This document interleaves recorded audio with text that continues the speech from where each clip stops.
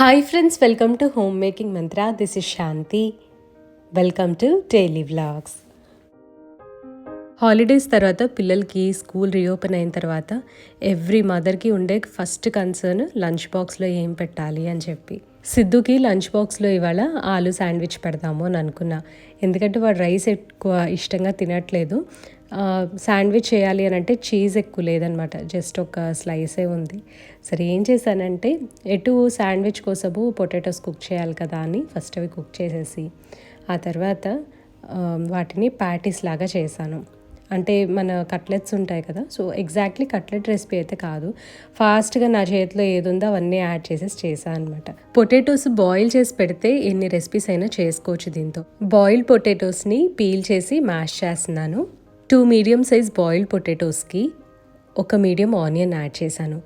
యాక్చువల్గా ఇక్కడ ఒక ఆనియన్ ఎక్కువైందనమాట. చిన్న ఆనియన్ ఒకటి సరిపోతుంది, లేదా మీడియంది హాఫే వేసుకోండి.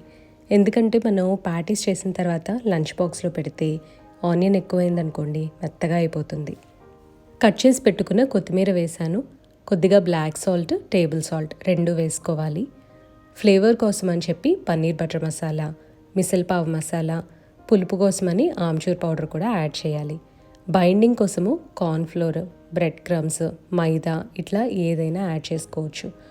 ఇవాళ నేను ఓన్లీ కార్న్ఫ్లోర్ వేయటం వలన మధ్యాహ్నం అయ్యేసరికి అవి కొంచెం మెత్తగా అయ్యాయంట. అంటే తను తీసుకొని తినేటప్పుడు త్వరగా బ్రేక్ అయినాయి అని చెప్తున్నాడు. సో ఐ థింక్ ఆటా కానీ మైదా లేదా బ్రెడ్ క్రమ్స్ బెటర్ చాయిస్ అనిపించింది నాకు. ఇందులో గ్రీన్ పీస్ యాడ్ చేస్తే కూడా కొద్దిగా విరగకుండా వస్తాయి అని అనుకుంటున్నాను, అంటే మ్యాష్డ్ గ్రీన్ పీస్. సో నేను అప్పటికప్పుడు ఇది కలిపేశాను కాబట్టి నాకు అంత థాట్ రాలేదన్నమాట అవన్నీ యాడ్ చేయాలి అని. ఈ బ్యాటర్ చాలా స్టిక్కీగా ఉంటుంది కాబట్టి చేతికి ఆయిల్ అప్లై చేసుకొని ప్యాటీస్ లాగా చేసి పక్కన పెట్టుకోవాలి. ఒక ప్యాన్ మీద మనం షాలో ఫ్రై చేసుకోవాలన్నమాట. కొంచెం ఆయిల్ ఎక్కువే పడుతుంది దీనికి. ఐ మీన్ లైక్ షాలో ఫ్రైయింగ్కి కొంచెం ఆయిల్ ఉంటే కలర్ వస్తుంది అనమాట. ఇది డీప్ ఫ్రై చేసామంటే ఆయిల్లో విడిపోతుంది. పాన్ పెట్టుకొని మీడియం హీట్లో ఉన్నప్పుడు ఆయిల్ యాడ్ చేసుకొని కొంచెం వేడి రాగానే ప్యాటీస్ పెట్టుకోవాలి. 2 సైడ్స్ కూడా చక్కగా సిమ్లో ఫ్రై చేసుకుంటే లోపల కూడా బాగా ఉడుకుతుంది. ప్యాటీస్ ప్యాన్కి అంటుకోకుండా ఉండాలి అంటే ఒకసారి మనం పక్కకి జరుపుతూ ఉండాలి. ఆ తర్వాత సెకండ్ సైడ్కి ఫ్లిప్ చేసుకోవాలి.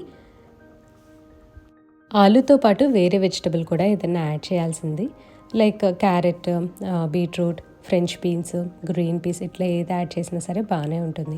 ఫ్లేవర్స్ కూడా లైక్ మన పిల్లలు ఏది ఇష్టంగా తింటారో అవన్నీ కూడా యాడ్ చేయొచ్చు.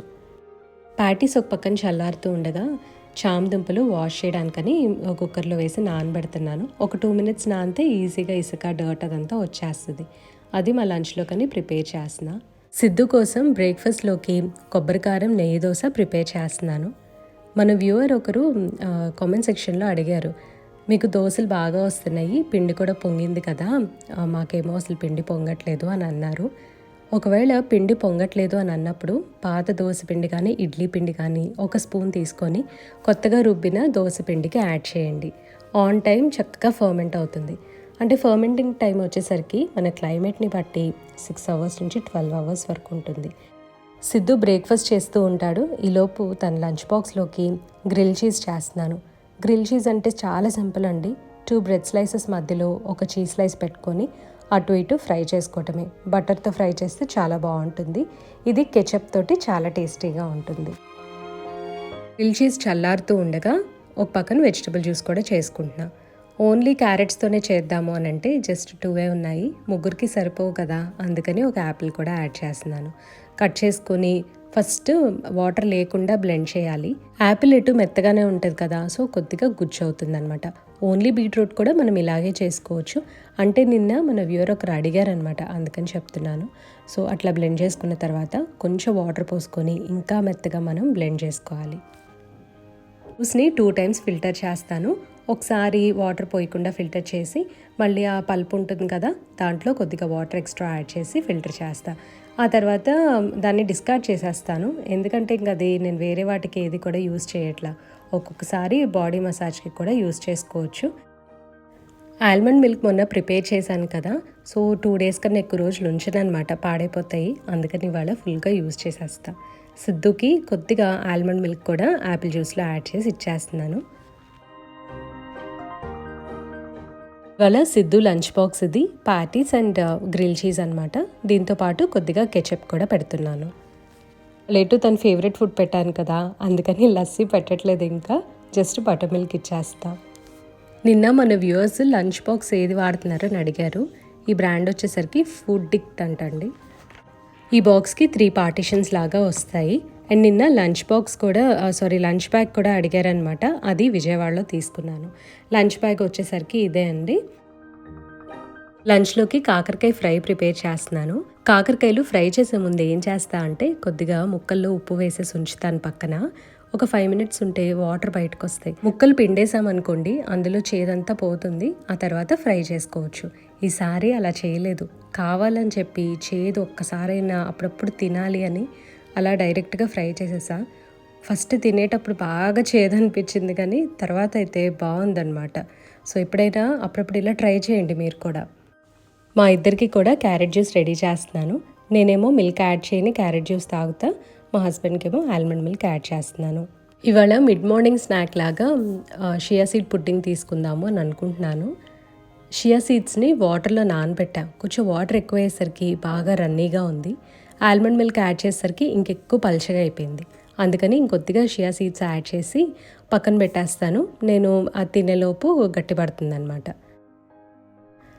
జ్యూస్ తాగుతూ ఇవాళ ఫస్ట్ సిరీస్ పెట్టుకున్నా, న్యూస్ అయితే పెట్టుకోలేదు. ఇవాళ రెసిపీస్ ఎక్కువ షూట్ చేయలేదన్నమాట. అంటే చామదుంపల పులుసు అంత ఇంట్రెస్ట్ ఉండదేమో అని అనుకున్నాను.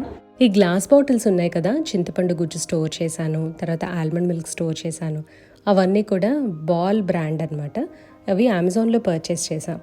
నాకు సెట్ ఆఫ్ 4 వచ్చేసరికి ఐ థింక్ 600 అట్లా పడినట్టుంది.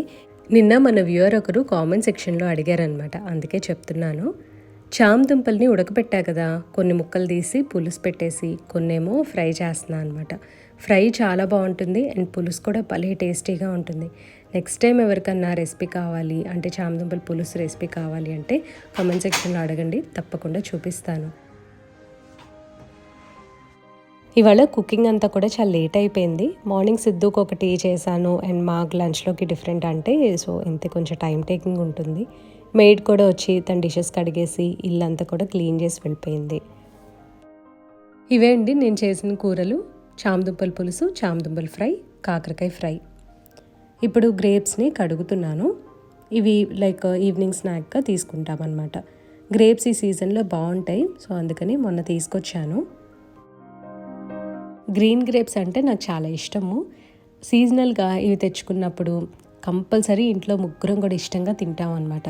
మెయిన్గా మాకు టీవీ స్నాక్ ఇదే అవుతుంది. గ్రేప్స్ ఒక్కొక్కసారి ఎక్కువగా తెచ్చినప్పుడు జ్యూస్ కూడా ప్రిపేర్ చేస్తా, అంటే లైక్ కట్టమీట లాగా.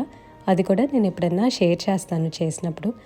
గ్రేప్స్ కొన్ని ఇంటికి తెచ్చినప్పుడు పైన వైట్గా ఉంటుంది, అది పెస్టిసైడ్ రెసిడ్యూ అని అంటూ ఉంటారు. ఇది కరెక్టో కాదో నాకైతే తెలియదు, కానీ అది పోవడానికి నేను ఎలా వాష్ చేస్తాను, వాటర్లో కొద్దిగా సాల్ట్ కానీ వెనిగర్ కానీ వేసి ఒక 5 to 10 minutes పాటు గ్రేప్స్ని నానబెట్టి మళ్ళీ బాగా రబ్ చేసినట్లు అట్లా కడిగేసేసి యూజ్ చేసుకుంటాము. ఇలా చేస్తే కొంచెమైనా సరే ఆ పెస్టిసైడ్ ఎఫెక్ట్ తగ్గుతుంది అని. మనం అంటే గ్రేప్ ఇట్లా తోలు తీయకుండా తినాం కదా, డైరెక్ట్గా అలా తినేస్తాం. కాబట్టి అలా తినే ప్రతి ఫ్రూట్ కూడా నేను ఇలాగే వాష్ చేస్తూ ఉంటాను. ఒక టైంలో అయితే టొమాటోస్ కూడా సాల్ట్ వాటర్లో అట్లా వేసేదాన్ని. ఈ బాస్కెట్ గుర్తుందా మీకు? చిదంబరం వెళ్ళినప్పుడు తీసుకొని వచ్చా కదా. ఫస్ట్లో అయితే స్నాక్స్ కానీ ఫ్రూట్స్ కానీ పెట్టేదాన్ని. ప్రస్తుతం నేను ఇందులోకి కిచెన్లో వాడే టవల్స్ మొత్తం పెట్టేస్తున్నాను అనమాట. వెజిటబుల్కి ర్యాప్ చేసే క్లాత్ లేదా గిన్నెలు తుడుచుకునే క్లాత్స్ ఇవన్నీ ఉంటాయి కదా, సో అవి పెట్టుకుంటున్నా. పాలకూర ఫస్ట్ మనం ఒక క్లాత్లో ర్యాప్ చేసి ఆ తర్వాత న్యూస్ పేపర్లో ర్యాప్ చేసి కవర్లో పెడితే తొందరగా తడి పీల్చుకోకుండా ఉంటుంది. మనం ఓన్లీ క్లాత్ కానీ ఓన్లీ న్యూస్ పేపర్లో కానీ ర్యాప్ చేసి కవర్లో పెట్టామనుకోండి, జస్ట్ 2 daysకే ఇలా మాయిశ్చర్ వచ్చేస్తుంది అనమాట, తడిగా అయిపోతుంది పేపర్ అంతా. ఓవెన్కి లెఫ్ట్ సైడ్ ఉన్న వెజిటబుల్ బాస్కెట్ గురించి కూడా అడుగుతున్నారు. ఆ 5 tier స్టాండ్ నేను ఫస్ట్ లాక్డౌన్ కన్నా ముందే తీసుకున్నా. అమెజాన్లో పర్చేస్ చేశాను. ప్రస్తుతం అయితే స్టాక్ లేదనమాట. ప్లాస్టిక్ బ్యాగ్స్ ఈ మధ్య మార్కెట్లో అయితే తక్కువే కనిపిస్తున్నాయి. సో ఉన్నప్పుడు చక్కగా వాష్ చేసేసి అవి ఒక పక్కన పెట్టేస్తాను అనమాట. ఏదన్నా అవసరం ఉంటుంది కదా, అప్పుడు వాడుకోవచ్చు.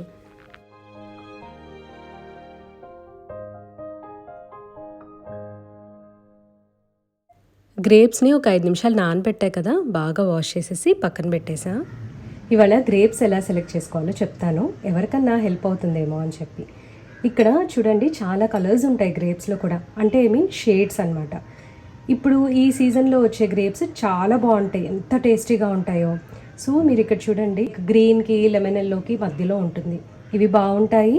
నెక్స్ట్ ఈ గ్రీన్ చూడండి, ఇది బాగానే ఉంటుంది. ఇప్పుడు ఈ రెండిటికి అయితే కొంచెం కలర్ డిఫరెన్స్ ఉంది, మరి మీకు వీడియోలో తెలుస్తుందో లేదో నాకు అర్థం కావట్లేదు. ఇలా గ్రీన్గా ఉన్న బాగానే ఉంటుంది. మామూలుగా అయితే నేను అక్కడ టేస్ట్ చేసే తీసుకుంటాను, బట్ ఈ కలర్ చూడగానే మాత్రం నాకు తెలిసిపోతుంది అనమాట. అండ్ ఈ టిప్స్ వచ్చేసరికి ఇట్లా బ్రౌన్గా ఉన్నవి తీసుకోవద్దు, ఎక్కువ నిలవ ఉండవు. ఇవి తెచ్చి ఆల్మోస్ట్ 3-4 డేస్ అవుతుంది, అందుకనే ఇట్లా వచ్చిందనమాట. మొన్న తెచ్చిన రోజు తిన్నాము, మళ్ళీ ఇవాళే అనమాట తింటాము. సో అందుకని చెప్పి కొద్దిగా కలర్ మారాయి. ఇలా ఉంటుంది చూడండి టిప్, ఇది ఫ్రెష్గా ఉంటుంది, ఇవి బాగుంటాయి అన్నమాట. సో ఇదొక్కటి మనం చూసుకోవాలి. సో ఇట్లా ఏదైనా బ్రౌన్గా వస్తే మాత్రం అసలు తీసుకోవద్దు, వెంటనే పాడైపోతాయి తెచ్చిన వెంటనే. ఒకవేళ గ్రేప్స్ తెచ్చినప్పుడు బాగా పుల్లగా ఉన్నాయి అని అనుకోండి, ఒకటి చేయొచ్చు, చాట్ మసాలా అండ్ కొద్దిగా బ్లాక్ సాల్ట్, లేదా ఓన్లీ బ్లాక్ సాల్ట్ యాడ్ చేసి మనం తినచ్చు, బాగానే ఉంటాయి. మనము గ్రేప్స్ తోటి ఇంకొకటి కూడా చేసుకోవచ్చు. బాగా పుల్లగా ఉన్నాయనుకోండి, అంటే కొంచెం గట్టిగా లైక్ సౌర్ గ్రేప్స్ అని అంటారు, వాటితోటి పచ్చడి చేసుకుంటే చాలా బాగుంటుంది. యాక్చువల్గా నేను మా ఇంటి దగ్గర ఒక ఫంక్షన్కి వెళ్ళాను, వాళ్ళ పెళ్ళైన తర్వాత సత్యనారాయణ వ్రతం ఏదో చేసుకుంటున్నారు. సో ఇంటి దగ్గర భోజనాలు పెడతారు కదా, అక్కడికి వెళ్ళినప్పుడు చూశాను నేను, వాళ్ళు చక్కగా గ్రేప్స్ పచ్చడి ఇచ్చారు. అది మా నైబర్సే కాబట్టి వాళ్ళు తర్వాత పచ్చడి పంపించారు కూడా. 10 days వరకు నిలవ ఉందన్నమాట, కాకపోతే ఫ్రిడ్జ్లో పెట్టుకోవాలి. ఐ థింక్ సవర్ గ్రేప్స్ పచ్చడి కూడా సేమ్ మనం ఉసిరికాయ పచ్చడి అవన్నీ అలా పడతామో అలాగే, but it's kind of instant pickle అనమాట. అంటే దోస ఆవకాయ అవన్నీ ఇన్స్టెంట్గా ఎలా చేస్తారు, సో సేమ్ అట్లాగే అందులో నిమ్మకాయ పిండారు కొద్దిగా, బాగా గుర్తుంది నాకు. యాక్చువల్లీ లాస్ట్ ఇయర్ చేద్దామని అనుకున్నాను కానీ కుదరలేదు.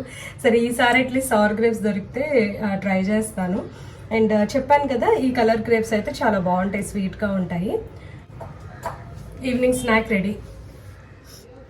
Morning Shia seeds and almond milk కలిపేసి పెట్టాను కదా, షియా సీడ్స్ నానబెట్టినప్పుడు వాటర్ ఎక్కువ అయ్యాయి, అందుకనే కొద్దిగా పల్చన అయింది.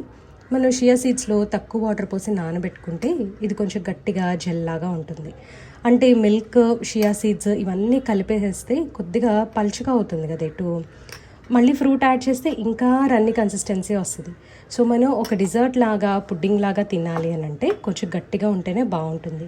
ఇందాక యాక్చువల్లీ ఇంకా పల్చనైతే కొన్ని షియా సీడ్స్ యాడ్ చేశాను. సో ఇప్పుడు చూడండి ఇంకా పల్చగానే ఉందన్నమాట. సో నెక్స్ట్ టైం అయితే తక్కువ పాలు, కొంచెం తక్కువ వాటరే పోసి నానబెడతాను. అండ్ గ్రానోలా యాడ్ చేస్తున్నాను ఇవాళ. మీరు ఎవరైనా బ్రాండ్ నేమ్ అడుగుతారేమో, ముందే చెప్తున్నా అండి, ట్రూ ఎలిమెంట్స్ గ్రానోలా.